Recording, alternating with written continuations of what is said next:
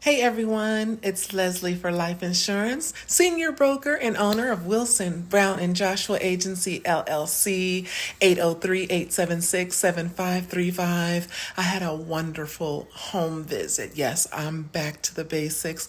I did a home visit in Union, actually Winsboro, South Carolina.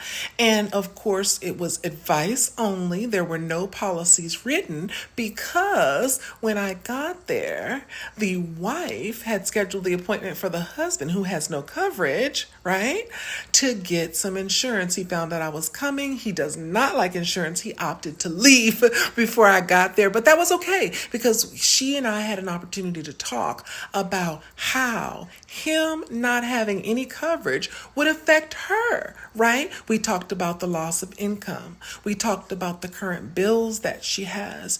There was a recent loss in the family. She lost her son. Of course, there were bills associated with the burial of her son that still were being paid. We talked about how much money is left for her to have in her savings after her monthly bills were met.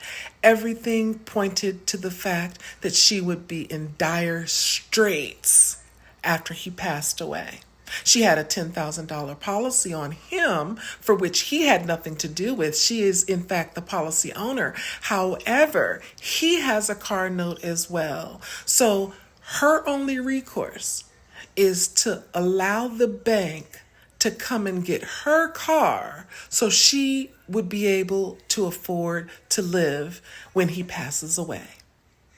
Now that's sad because that's an obvious story that happens a lot. We need to think about paying for policies now. Yes, paying for policies for people now, because paying pennies on the dollar today is way more cost effective and emotionally supportive after our loved one who doesn't have any coverage passes away.